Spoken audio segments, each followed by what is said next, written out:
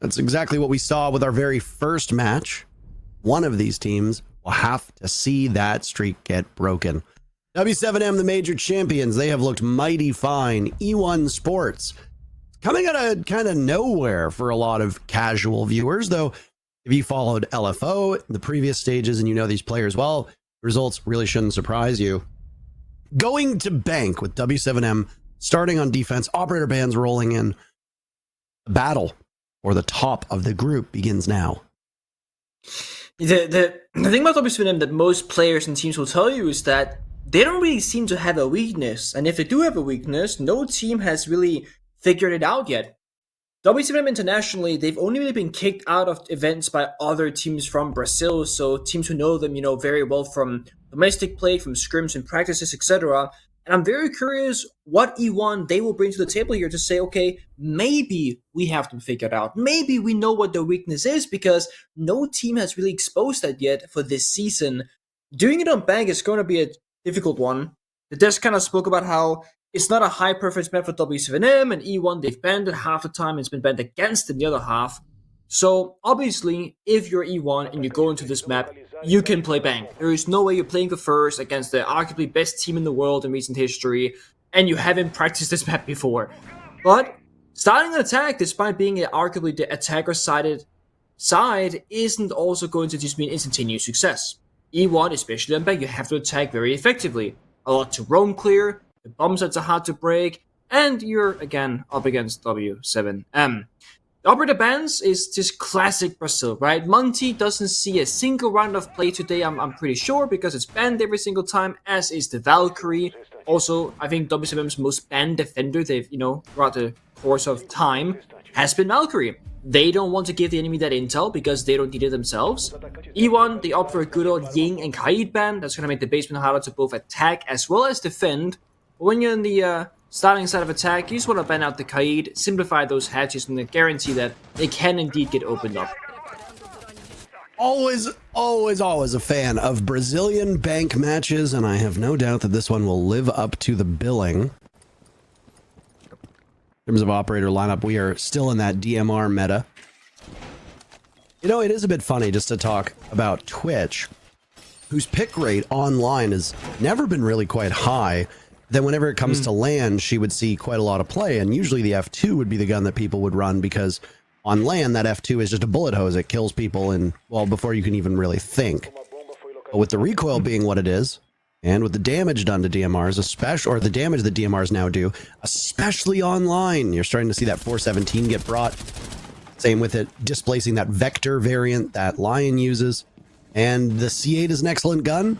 The DMR is what Lucid will bring on the buck. It's fun to see how these things change over time. Just little tweaks to guns. We basically had a change to Zofia, and then Finka became much more meta, and next thing you know, we're seeing LMGs everywhere. So let's not talk about the LMG meta. I'm still haunted from that scenario. I mean, I'm much more happy with the DMR situation. We see a bit of a different take here on Server Staircase, though. It's gonna be a double Goyo canister, a Runic gate to kind of block that out. And this is W7M playing a heavy utility game on this first round. And the reason why they do this, they want to keep Casey alive for as long as possible and Smokes just use those Toxic Babes later on when they have a higher impact value. But the thing is, so much time is left in this round. E1, they did such a quick roam clear. They have a full minute to work with, but it's again, as always, W7M with the opening kill. AZ makes his presence felt, but it's traded off rather quickly. E1 lose 3 players like that in a flash. Raps with a desperation pick onto JV.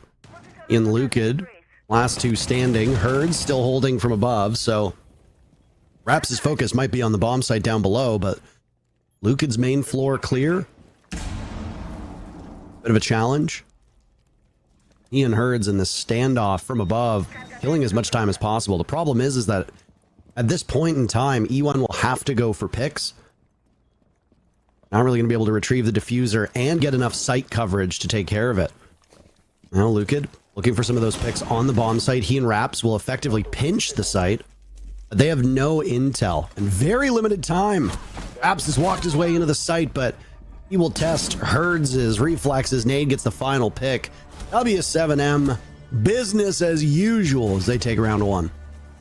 Yeah, I mean, literally, you saw that 3 versus 2, the discipline. There's just no gaps anywhere. Sure, oh my god, the Oryx, there it is, I forgot the operator name. The Oryx gave up the main staircase control, allowing Luki to walk down to that barbed wire, but it's communicated. It says, guys, there's a blind angle on main stairs, be careful. And we just saw Nade on Goyu kind of walk away, going towards that B bomb site instead. We see him right here. So whenever they have a weakness somewhere, it's spoken about, it's voiced, and they play around it so well every single time.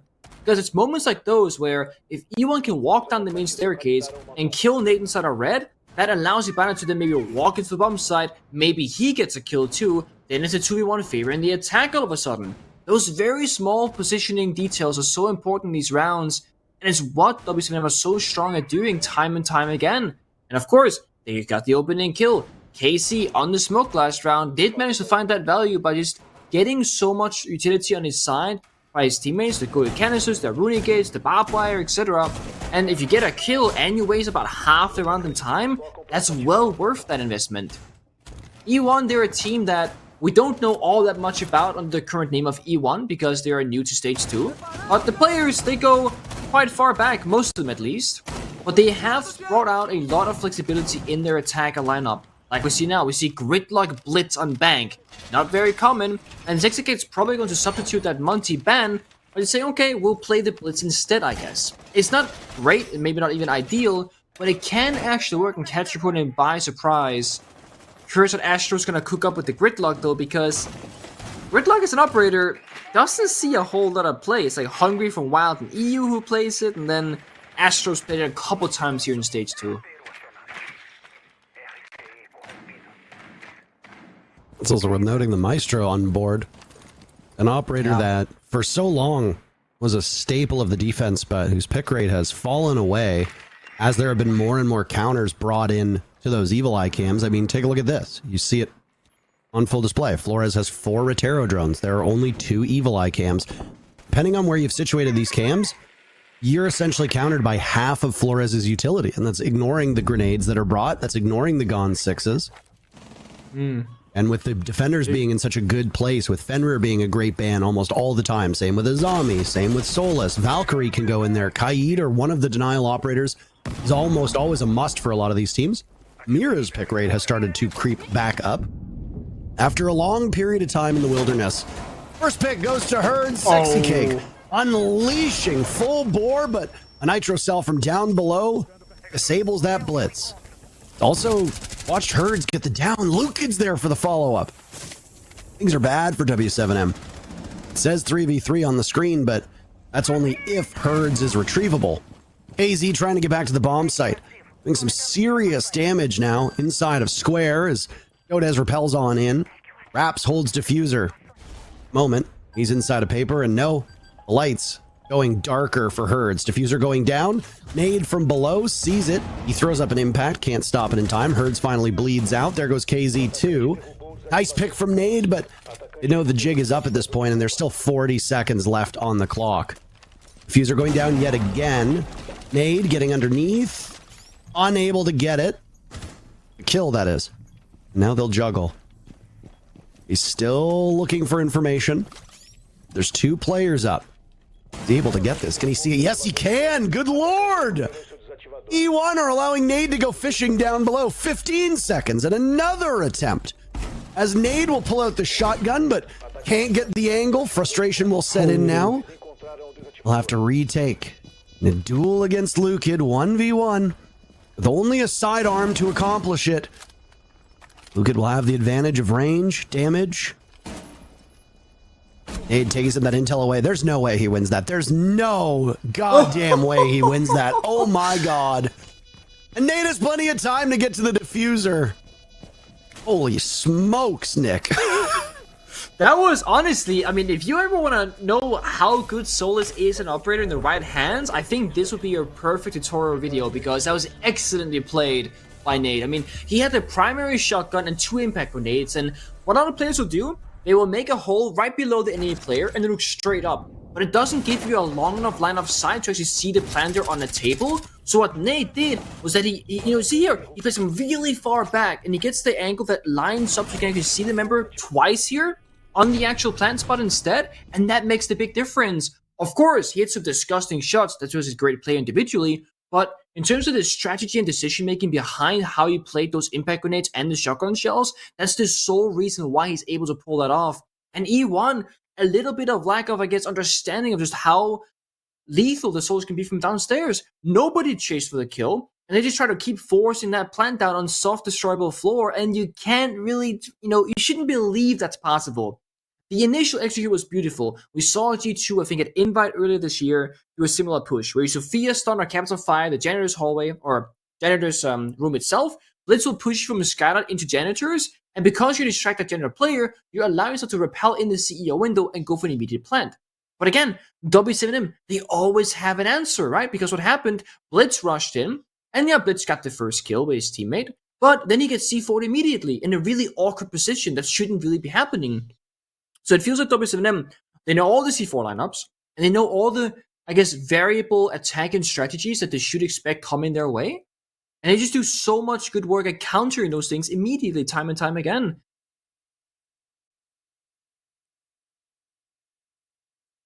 Very well put. Open area now. The place where things are going to go very quickly, and you're going to test Nade's ability, who was great before, and well, he's still great this time. Sexy Cake barging in, looking the wrong way. That was a fast push from Electrical. W7M being compelled back into action, teams trading blows. We are only 45 seconds into this round, and already it is close to over. Especially for Dotas. Raps and Lukid again. This was the same predicament they found themselves in all the way back in the very first round. Lukid was on flank watch, but no, flank watch is how you want to be spending this time, of which there's a lot left. 2 minutes still to go. JV assessing that somebody's inside of Electrical. He's correct. Raps making his presence felt. Shooting away. This is the patience now on full display that you talked about for W7M just a couple rounds ago. It's happening again. Yep. So disciplined. It's like the calm before the storm, but with how much time there is, it's the calm before the storm. JV92 swinging out, taking him down, and now it's Rhapsody to Felipox from cheeky angle. That's a nice shot. SMG11's really being the star over the last 2 rounds. 3-0 for the defending major champions. And it's such a close scenario again, because like Sexy Kid rushed on in, Lazy checked the close right corner because he checked right, okay, it's clear, and then went to check left, but when he swung to the left, well, guess what? The right wasn't actually really clear because the Fenrir was just tucked deep inside the corner, and well, once the blitz dies, so does most of your pushing and planting power in that round. Because if Sexy Kid had stayed alive, he could just plant behind the desk, Luki was on server stairs or post plant. It was a great position for E1. But again, very small things that don't go their way. All of a sudden, it's a very one-sided round victory, you can say, for W7M. But all 3 rounds, the one common factor in all of them has been once the first kill comes out, well, chaos ensues shortly after. It goes from a 5 versus 5 to like a 3 versus 3 or a 4 versus 2 every single time. It's not like, oh, one person dies and then calm, nothing for a minute straight. No. We're seeing teams get the opening kill at those execute moments. E1 either playing quickly into it, or immediately when they lose that initial member, they say, okay, we've lost our actual advantage in that 5 versus 5. Let's just full send now to commit to maybe try and, put it back to a 4v4 or a 3v3. And the thing is, do you really want to go toe-to-toe with W7M? Probably not. But where are you going to find these opening kills? I mean, look at their player positions every single round. Nobody is truly isolated on the defense. Nobody's playing solo roam halfway across the map. No one's going for, like, really risky spawn peaks. W7M, they play this very stable game of, okay, we only really care about these very important positions in our mind. And because they're important, well, we've put utility there. We have a backup player to trade you out. We have intel if we need. There really isn't any weaknesses on their player positions, and it's making E1 really fight hard for these opening kills. And I mean, I guess in turn, maybe it's forcing them to play more for the execute. We see an Osa and a Glass. These are not operators that are meant for the roam clear or for getting those early kills. This is, hey, we're on the bomb side. We can smoke an angle, put down a talent shield, and maybe go for a plant. And it's the same reason why I think this roam clear is a little bit slower from E1. Because they just want all 5 players alive this time to get to that bomb side and then push that go, go, go button. But for W7M, what do they have for it? They have 1 C4 from Phillypox and 3 Toxic Baits from Nade. That's the only true counterplay to a Glass Osa because they don't have impacts, and that's really it. It was a good breakdown. And I mean, excellent time to discuss it, especially since there really hasn't been that much action over the first 90 seconds here. Good bait to try to draw KZ out of blue. We see teams really struggle to take control of blue, and well, I mean, if you can get KZ to swing and pick up a kill, it's a pretty good way to not use any real utility. Other than, of course, the Yana. It's gonna be tough. I mean, those keeper barriers, he's in a pretty strong spot on the A bomb site. Woo. Those are nades now going in. Trying to flush out these players from W7M on the site. Herds will reaggress. This is quite the fight for him to take, but I think he knows that if he doesn't win this fight and they lose control of blue, it's going to be a big challenge. Herds dumping magazines into that hatch, of which is still under control of E1. One thing to keep an eye on as now we get to the final 30 seconds is how Astro is able to influence these rounds. He's a player that has taken more of a backseat role on E1, but can still light it up. It's not happening at the moment. He's got 0 kills to his name. 20 seconds left. Sexy Cake pressuring over towards blue, and there's a pick for him, not before he goes down amidst his own smoke. W7M punishing E1. Godez drops, and it's a complete lockout. These rounds are so one-sided. 4-0 for W7M. Yep. If you can't get the opening kill and you can't go for your originally planned execute, taking server and boosters control, you're gonna be in a very tough spot. We saw E1 with like 30 seconds left. They're sprinting towards lobby, that main staircase, the elevator hatch drop, the lobby hatch drop, because they couldn't actually accomplish what they wanted. They're completely locked out in these rounds. I think it makes perfect time to take that tactical timeout, talk things through, try and get that 4-2 half, which again is not the worst place to be, but let's be honest, even if you're up 3-3, it's still not going to be easy for you. Sure, W7M, they can, choose their side, their starting side rather, and whatnot, because E1, they pick the map, and they're going to choose defense as we see, but that doesn't mean W7M are a bad attacking team. E1, it was discussed by Desk, they aren't the best team on attack, and they are in fact statistically the best defending team, although that was with a bit of a, they got like a 7-2 against Liquid Riot, so a bit of a numbers game there, but E1 should be looking a little bit better on attacks here, or they're simply just outclassed 1-1 by, again, the best team in the world, basically, which is not their fault, can't really blame them. No one can really break these guys. But what E1 they do keep trying is change things up. Again, try and find that weakness. They try the fast with the Blitz Rush, they try the slow with the Glass Osa, and they did show us for a brief moment here the intel game from Raps and Zero. Now, as they start drawing out the bomb side and the operators, they will of course use the attacker repick tool to figure out what exactly they would like to bring. If you see a My Shield, you want to bring some soft breach. If you see, a lot of intel being brought out, then a Bravo or a Twitch could be good to shut down like deployable cameras or anything of that kind. And they're just trying to figure out, well, what will be the solution to these rounds? Because so far, they haven't found it. Yeah, I mean, tough. keep up with the diagnosis jokes that you and I were making earlier in the week, but I mean, even though my job isn't to dissect what's going on here, I'm struggling to see how E1 are able to get themselves out of this tailspin they find themselves in. The 4-2 half was what CDAPS talked about on the desk, and W7M are actually on pace to best that, which is crazy to think about. We looked at the first 2 matches of the day, Black Dragons versus NIP being game number 1, and now W7M versus E1, where both of these matches had undefeated teams, and we thought these are going to be incredible to watch.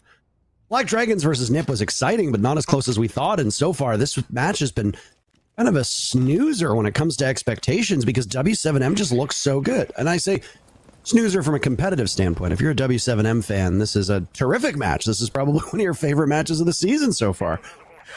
Yeah, I don't know how E1 get themselves out of this pickle they're in, because like almost every single region and almost every single team finds out W7M just seem to be, you know, miles ahead. That is this upside down skylight rappel that is confusing for most players, and I'm sure Herds will be very unhappy with that.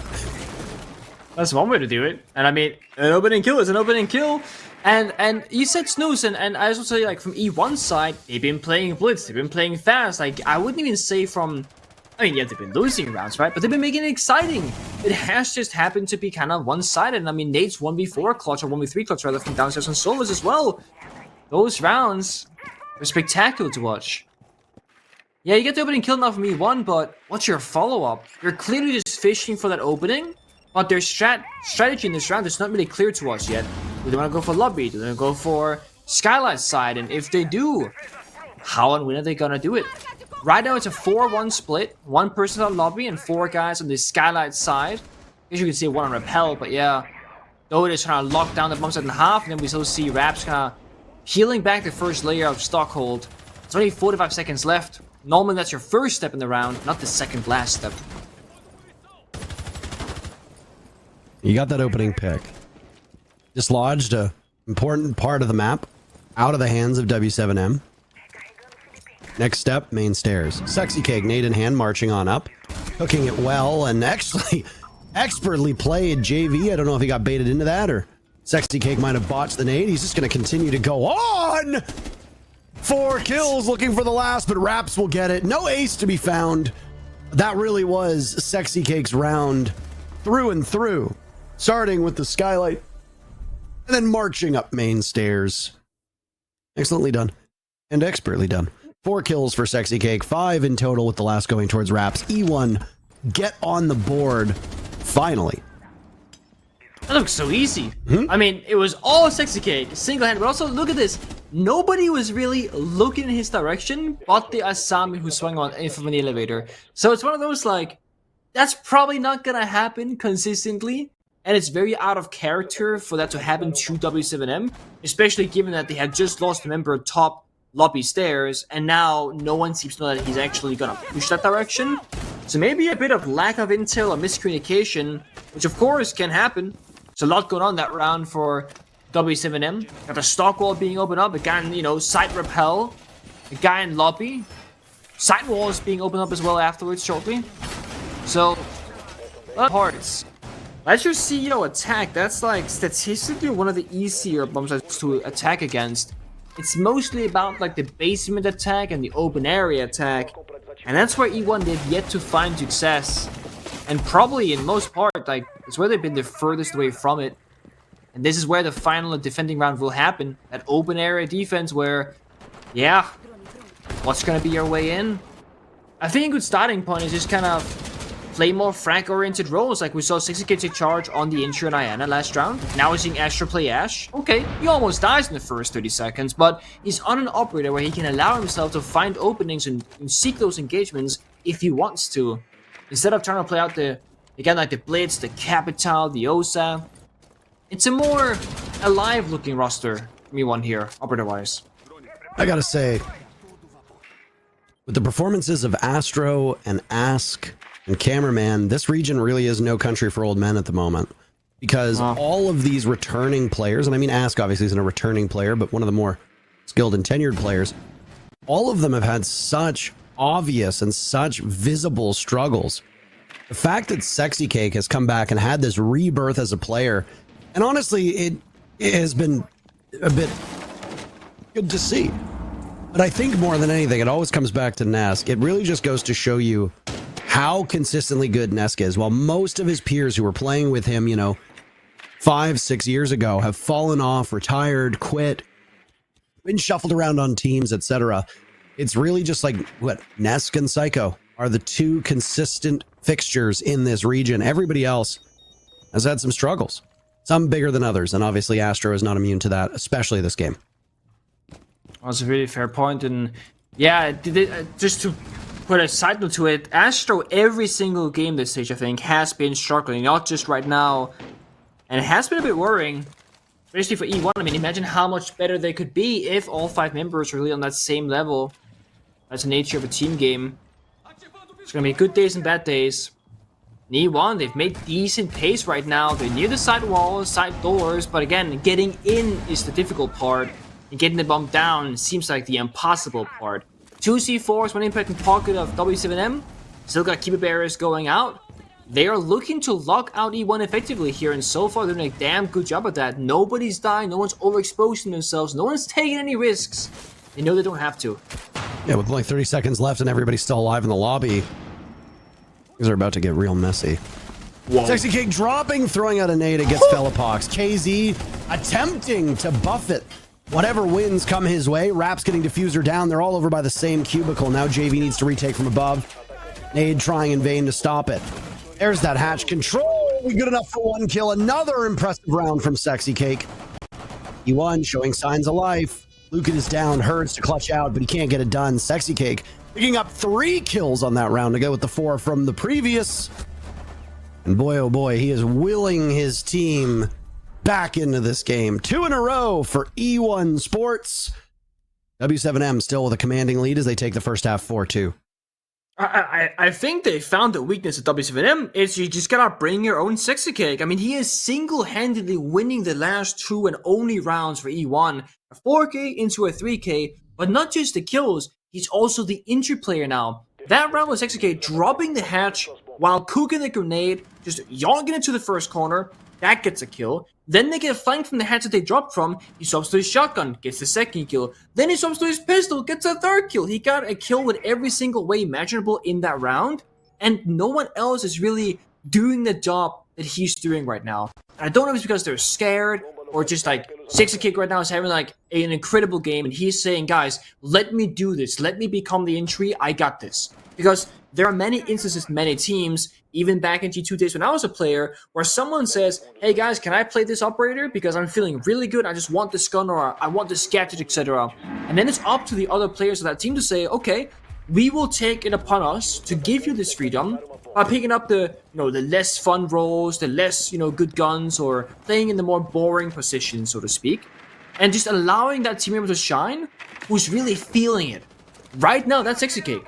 He's also playing Source in the first round. He can go for a roam if he wants, look for those drones, try and fight for those kills, but he can also play far back and say, guys, they're planting right now in this corner.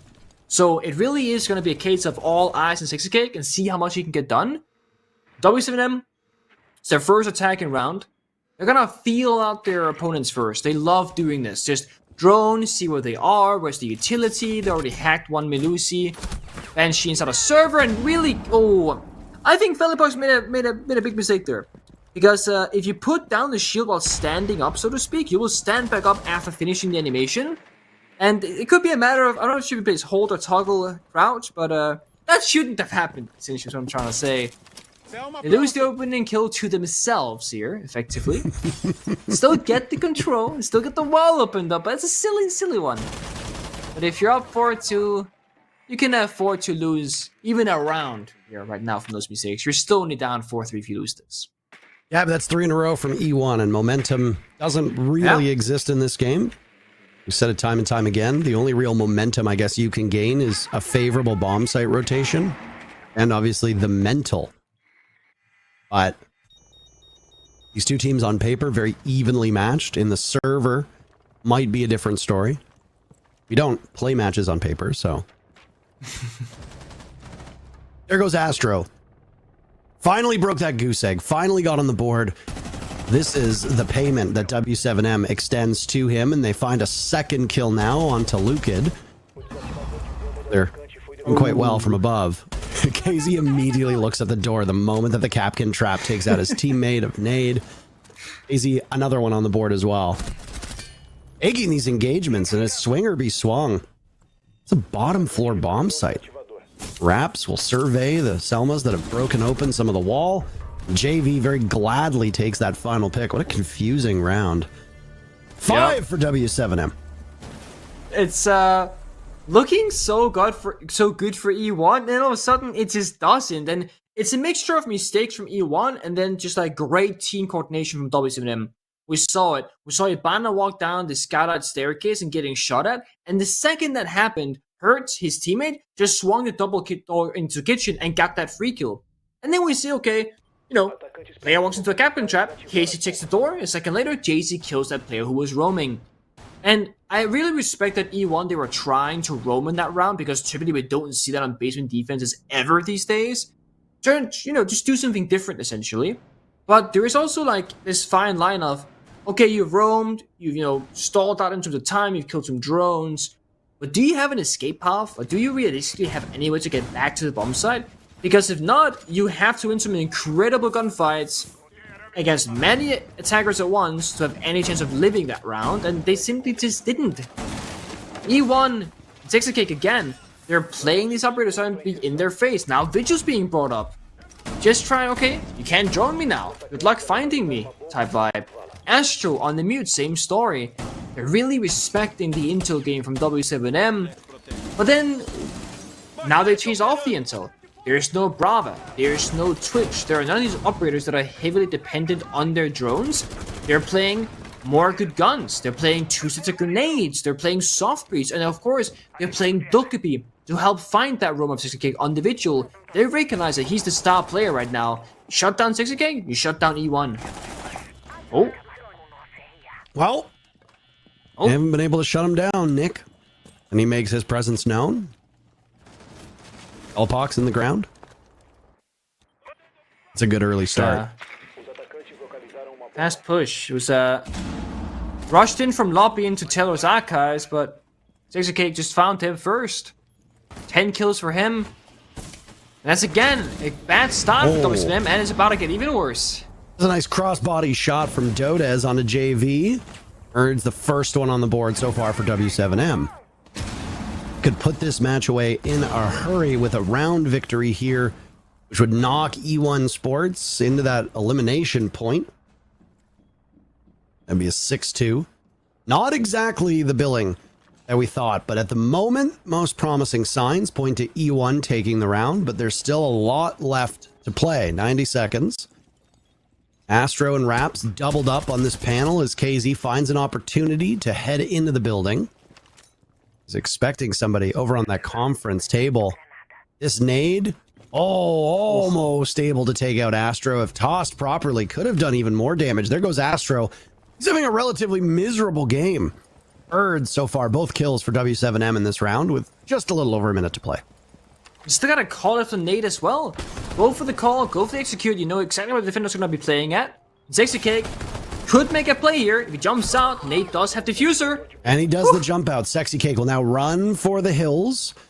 That diffuser is really the big moment because KZ and Herds could assess that it's a 2v2. Go in, try to get the diffuser down, but that won't be possible. Gas rings out. Rap sitting by this conference table. He's got Lukid for backup, not too far removed. All the while, Sexy Cake down below. A third from Herds as he vaults on in. He's got KZ with him, but again, they don't have the diffuser, so they're just going to be fighting. Final 30 seconds looking for those picks. And they find one. Goodbye, Lukid. Sexy Cake on main stairs for his 12th kill. And now he's got 20 seconds to play keep away as he gets the drop too. What did they feed him this morning? Sexy Cake single-handedly keeping his team in this match.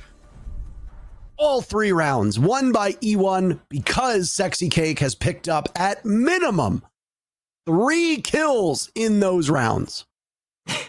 This is it's been a while since I've seen this kind of performance from a single player and just how much his team is struggling because Sexy Cake has figured it out. All the problems, all the counters, all the variabilities there. He's making so many great decisions around. He prepped the window. He jumped out. Okay, that's diffuser. What did he do? He stayed inside of lobby/ATM because he knows the attacker's gotta jump out the side window, pick up the diffuser, and repel back up. And you can practically see Sexy Cake saying, guys, don't die on sight. Fall back. Play safe. I got diffuser.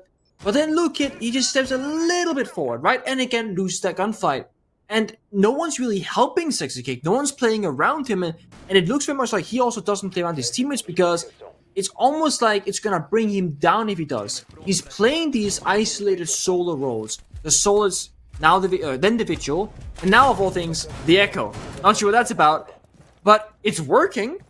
But it's one of those, if he dies, you lose a lot of your lethality as a team. And your clutch potential, your round potential, everything goes out the window. The Echo's interesting here. Obviously, it's trying to make up for the Valkyrie ban, get some intel on the board you can move around and put in various positions. But W7 are a great team at droning. They'll likely find at least one of those two yokais pretty early on, shut it down, and then still leave 60k with a good gun, 1.5x scope, impacts to make a play, open up some soft walls, lines of sight, etc. And if anything, I think the attackers need to slow it down, take more time in these rounds. And you see it here, so thorough on their drone. Even goes with the call on Stokobi as well, just to double up on it.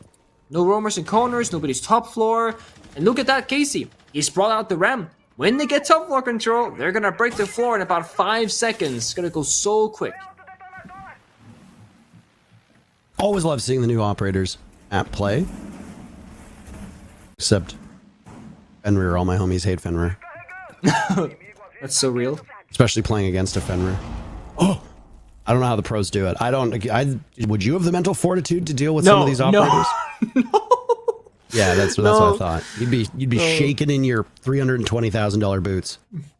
I mean, I would just be on drones, but like, guys, there's a door here. Walk in, take this gun. Oh, you got a Fenrir? Too bad, man. Couldn't be me. Oh, I would hate it.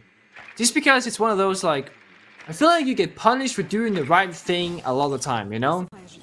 Something like that. By the way, a minute to go. I was gonna say, and if you look at the count, KZ has used one of those boogies, but nothing that's really popped up into my head. There goes another. I don't know how successful they're being. Herds vaulting in towards Copier. Taken out by Rap, still in this position. It's Nade to trade that one right back. And there goes the wall. Astro trying to survive the storm in open area as we see the line that's been created by Ram's drone above. This also gives a big window for the defenders to play against the attackers. Luke on 2 and 7, looking for 3 and 7, lighting up Nade, who's got hold of that diffuser. Down goes Astro. Nade getting diffuser down, so that was a failure from Lucan to stop it. Sexy Cake get the Yokai drone in place in time. Yes, he does. Now he will emerge from elevator and try to retake above. He has to hurry because the rest of his teammates are all dead.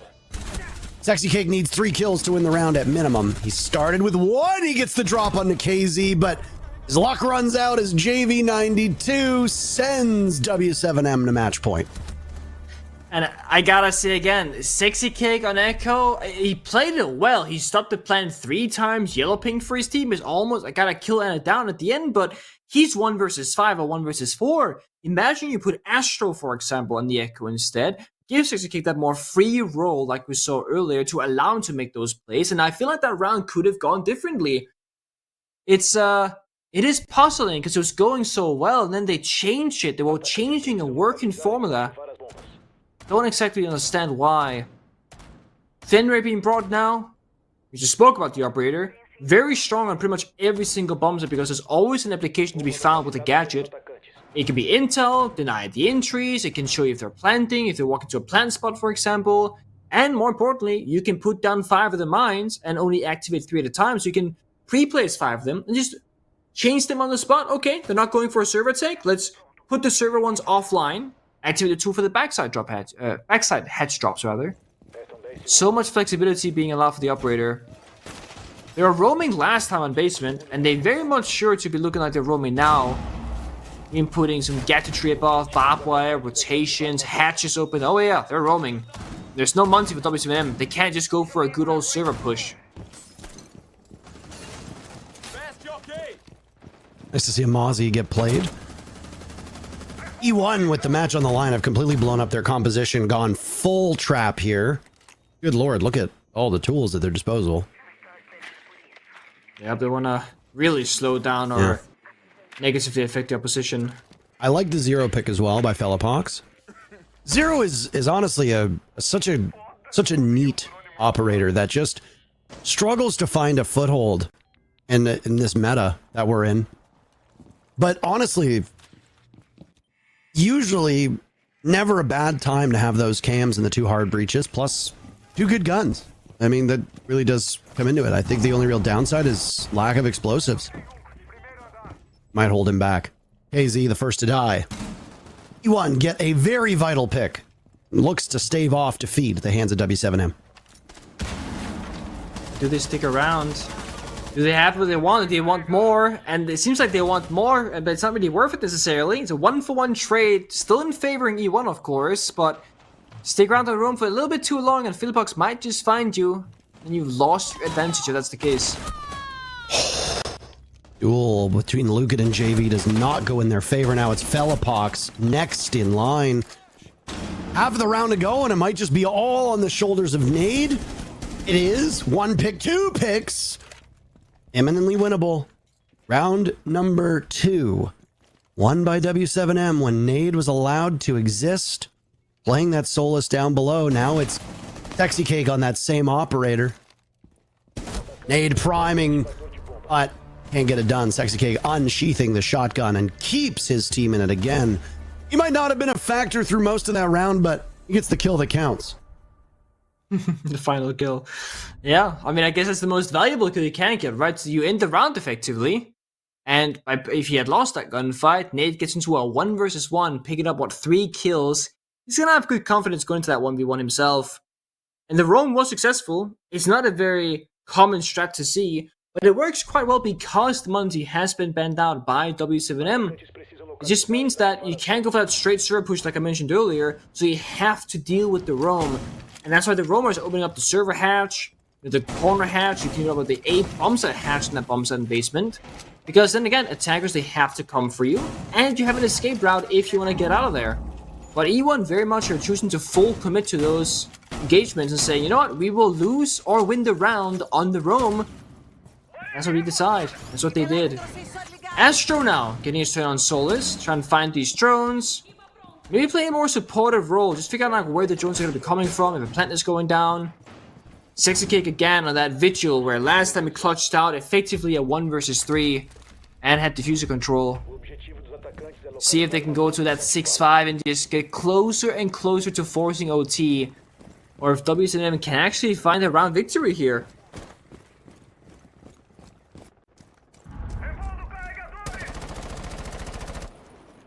I guess didn't need to see the full fruits of the labor from E1 on their previous round's defense, though they brought some very innovative tools, and none of the action actually happened on the bomb site. Womp womp. Things are tightening up, though. I mean, defender-sided bank. If you're E1, you need to go 4-2 to match W7M. That means winning 3 rounds in a row, which honestly, winning 3 rounds in a row against W7M seems so unlikely. But I mean, if you want to be the best team, you got to beat the best team, right? Yep, Astro 1 and 9. Oh my. I hate to highlight that scoreline. I hate to bring it up in case it seems mean, but Solus gone, Astro not a factor in this round. 1 minute off of the board, and W7M have the upper hand. Yeah, I mean, this is where you want the Solus. We saw Nick clutch out on that operator when W7M were defending. And again, all these drones inside a lobby, there's like impossible to find unless you have a Solus on the board. And there's only 4 drones left for the attack. So he's done. Oh, Hertz might have maybe saved E1 here. Puts it back to a 4v4, but the worst way possible, a team kill onto Casey on the Iana. So all of a sudden you have 1 nade left for all these keeper barriers inside a stuck trading room. It's gonna be hard to clear, unless you can just kill the player himself and not deal with the utility. Erd's had an opportunity against Dodez. He actually had multiple opportunities against different players, and now it's JV92 in serious trouble outside. W7M will need to be bailed out of this predicament they find themselves in. Timer is not beyond them just yet. On a minute to go. A first pick from Astro, looking like it was an entire match ago at this point. E1 feeling good about themselves. Dodez has barrier after barrier after barrier in front of him to play these angles, which provide for a very tough shot against him. They're about to blow open that panel, which Raps will contend against. Just picking away, but Nade testing his mettle. 3v3, Dodez on the flank, gets a big pick. W7M in trouble in the dying moments of this round. Philippox and JV92 in an act of desperation. JV92's vault in. Short-lived. Dota's finishing the job. All 12 rounds needed as E1 are within a single round of pushing overtime. It's looking better. I mean, Dota's all of a sudden really getting activated and played such a great positioning game inside of stock trading room. And I have to say though, the team kill onto KC, removing those nades from Iana, it really was a big issue in that round because the keeper barriers what kept that hold alive. They could not clear Dota's whatsoever. They tried to go for broke, just walk in Scala, jump inside stockroom, try and win those individual engagements, but for one of the few times in this entire game so far, W7M played from behind and they looked like the team that got locked out in that round. And if you ever wanted to play Archives Tellers, I really wouldn't expect it when you're down 5-6 against W7M, where if you lose the round, that's it, it's over. But if you win the round, you go to OT. This is a bomb site that we don't see played almost ever. And the few times it does, usually it does win. We have seen it this stage before, and it has been a successful bomb site in both North America and I believe once in Brazil. But it's very niche. You really gotta win on so many areas, right? You can't really roam inside a top floor CEO because it's not the site anymore, and the window repels will destroy you. So the enemies can take control over that. We see Casey on the ram that heavily signifies that W7M, all they want is vertical control. Break the floor, defenders can't play on site, you walk in, you plant with nade on Osa. It looks like it's so simple here. 60K will hide inside of CEO with the Vigil, and this is one of the few rounds without a Dokkaebi. So if he stays inside of CEO and does not get droned out, there's no simple way to find 60K. He could literally win the round here if he can find one or two attackers as they enter the building. Oh, he's singing his praises in terms of his effect in each of these rounds, but you see those 16 kills? 10 of them came in 3 rounds that were immensely consequential, but E1 are going to have to do it without him. Elapox picking off Sexy Cake. It is hard to overstate how important that first pick is for W7M. Yep. And again, like a lot of the strategy in that round was that he was going to hide top floor and make a huge play, either a flank or an inch deny. Now that's gone. Attackers have stock control. Again, they can open the floor with the ram, then walk a diffuser with nade on Osa, and there's nothing E1 can do about it. Yeah, they have 2 C4s, but they can't play in any positions where they're allowed to use them because look at this. Goodbye ceiling, goodbye floor. You have nowhere to play on site and you're going to be completely locked out. C4 is not going to be in reach. So a hero play is very much needed here from E1 to win this round.